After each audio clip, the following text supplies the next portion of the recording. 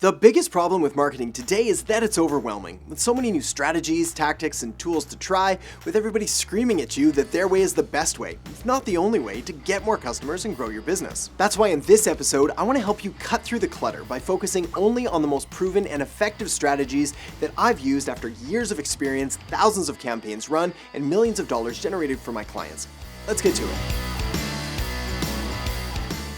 Hey there, my name is Adam Erhart, marketing strategist, and welcome to The Marketing Show, where we help you grow your business by making better marketing. So, if you're interested in learning the latest and greatest marketing strategies, tools, tips, tricks, and tactics, well, you may want to consider subscribing and hitting that notification bell. Marketing is one of the single most important elements to business success because, like it or not, I'm sure you can agree, it's not always the best product or service that wins, but the product or service with the best marketing. That's why in this episode, I want to break down 5 game-changing marketing tips that we use inside the agency, I use with all my consulting clients, and I know can work for you too. Starting with tip number 1, market message match. Here's a simple but painful reality I see all too often across all of my clients, in that their marketing may be attracting the wrong type of customers for their business. This is why I want you to be really strategic about who it is that you're going after and what kind of words and messages that you're putting in front of them in order to attract them to you. After all, I'm sure you've had those customers that you absolutely adore, the ones that love you, love what you do, are happy to pay you for the value you provide, and provide an endless stream of referrals. Well, probably not surprisingly, you want more of them and less of the bad ones that complain, penny pinch, waste your time, waste your energy, and basically just make your life miserable. Well, the key to identifying them and to really creating marketing messages that resonate with them is understanding their miracles and their miseries. Essentially, their miracles are all their wants and their dreams and their desires and everything that your business is going to be able to help them achieve. And their miseries are all their fears and their pains and their frustrations and everything they're trying to get away from.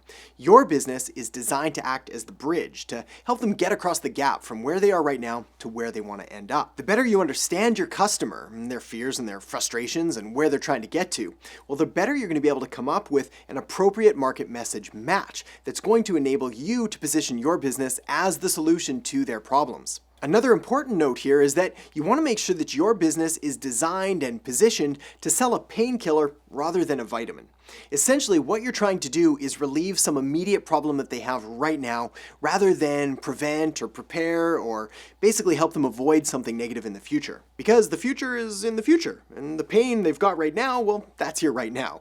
Not surprisingly, that's a lot more convincing for someone to try to get over some kind of pain they have right now than to prepare for some potential, possible, maybe something that's going to happen in the future. Another really important note on market message match is you want to make sure that your marketing, your business is clearly differentiated against your competitors. The last thing you want to do here is be bland or boring or have what we call vanilla marketing, where you basically just sound like everybody else. Good note here is that using words like higher quality or better service, well, these aren't differentiators at all. They just make you sound like everybody else. So find the areas that you really are unique, especially in ways that actually matter to your customers, and then ring the bell on those, which will allow you to attract more of your ideal customers to you. Alright, the next thing you want to know here is that you need to avoid the wasteland at all costs. You see, profitable marketing is often just as much about what you don't do as about what you do. A good example here is I managed to save one of my clients $50,000 simply by eliminating one of the marketing channels they were using that weren't providing any results. Well, when you save $50,000, all of your other marketing channels become that much more effective and you get a better return on your marketing investment. And this is one of the prime examples of doing less, not more, but making sure that the less that you're doing is the right things to be doing. So how do you know what the right things to be doing are? Well, it's actually pretty simple. What you want to do here is you want to first clearly identify that ideal customer that you're trying to reach, and then find out where they're spending their time and where they're active online, and then go there and only there. Maybe that's Facebook or Instagram or LinkedIn or YouTube or maybe even on a podcast.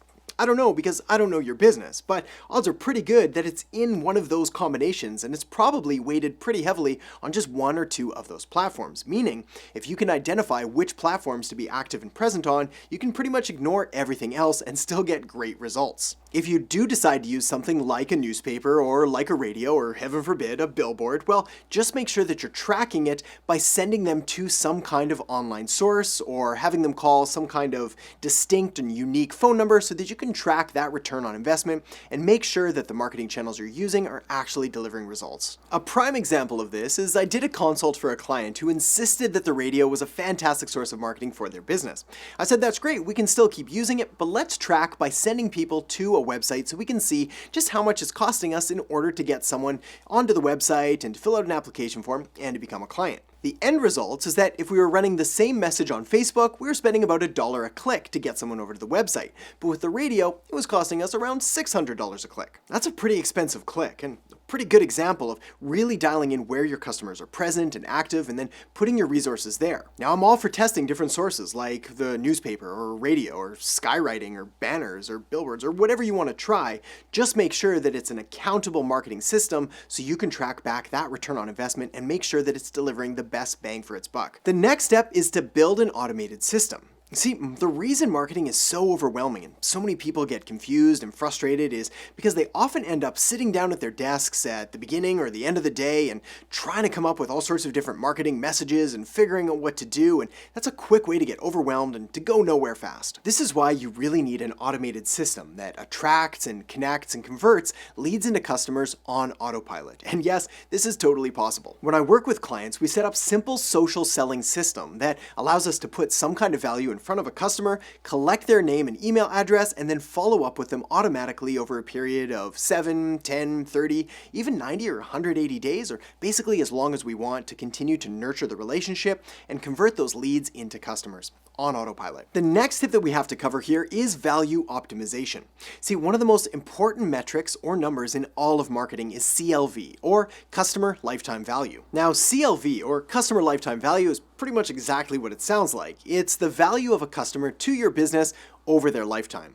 If you don't know what this number is already, you're going to want to spend some time to figure it out, because the higher the lifetime value of a customer, well, the more revenue and the more profit you're going to be able to generate. This is why often one of the best kinds of marketing you can be doing isn't necessarily generating more customers or generating more leads, but rather providing more value to the existing database of customers you already have. Now, this could be things like finding ways to offer more value, providing some kind of membership or subscription service, using upsells or downsells or cross-sells, essentially just looking to serve the people that you already have more. All right, the next step is that you want to build a referral engine. Now, it's no surprise that referrals are one of the greatest forms of marketing available today. Everybody loves word of mouth marketing, and getting referrals, well, there's pretty much no better feeling, especially because they tend to be some of the highest value customers possible. That said, relying on referrals alone comes with some pretty big drawbacks, specifically the fact that using referrals or word of mouth marketing, well, it puts you at a huge disadvantage in that you don't really have control over other people and when they're going to be referring more business to you.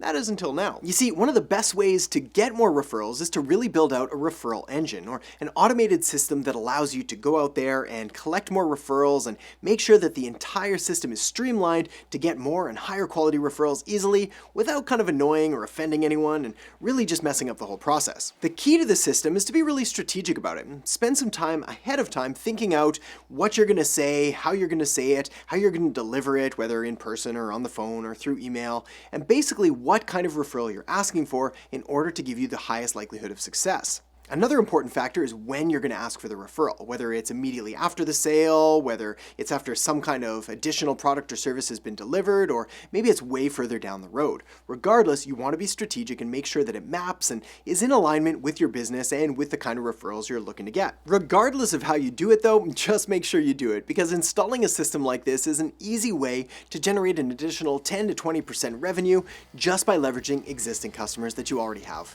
The next thing you're going to want to do is check out the video I have linked up right here on digital marketing strategies for small businesses. It's going to give you 20 of my top tips and tricks to really help take your business and your marketing to the next level and way beyond that. So make sure to check it out now, and I'll catch you next time on The Marketing Show. Because it's still a bit of a secret. You see, just like we saw Google Ads